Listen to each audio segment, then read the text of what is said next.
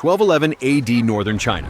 The Great Wall stretches across the landscape like the spine of the earth itself. Genghis Khan has arrived. With 100,000 Mongol warriors, the finest cavalry force ever assembled in human history, and one intention: to break through and break China. The wall was built for exactly this. But let's change one thing. Sitting at a gate tower on the wall's northern face, drinking cold coffee from an aluminum thermos, are 12 men of the U.S. Army Special Forces Operational Detachment Alpha. No reinforcements, no air support, no resupply line, just 12 of the most lethally trained human beings on Earth. So the question is, can 12 Special Forces men defend the Great Wall alone? Before we start, I wanted to introduce today's sponsor.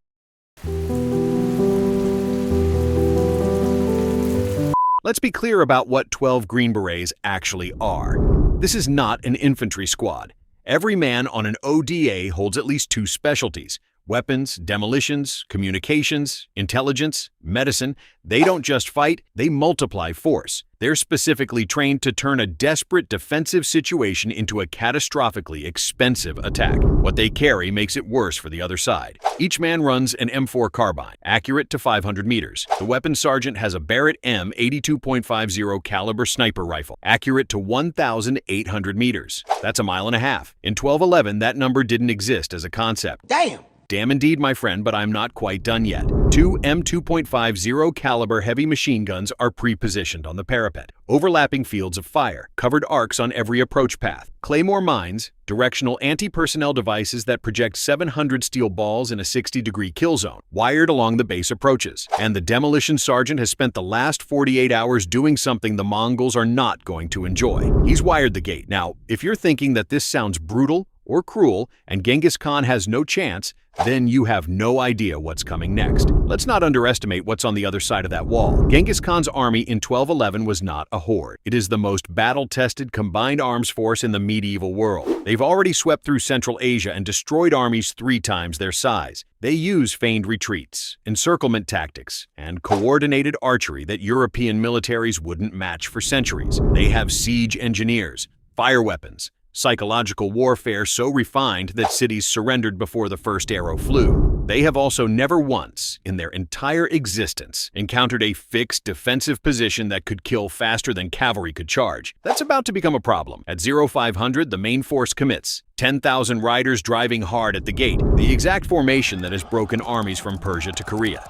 It has worked every single time. The Claymores detonate first, then the M2s open up. A .50 caliber round at 400 meters does not negotiate. 2 guns firing overlapping arcs into a charging cavalry formation is not a battle. It is a calculation with a predetermined answer. The front rank collapses. The rear ranks compress into it.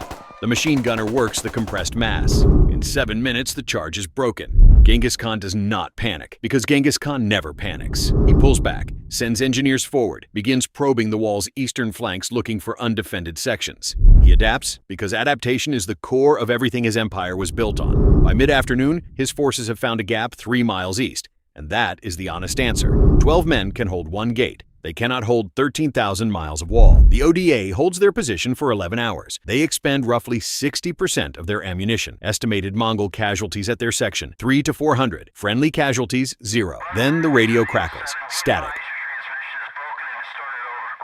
Burst transmission from the eastern section. The wall is breached. The team has a choice: stay and run dry, waiting for a second assault that will eventually come with numbers no amount of training survives, or move.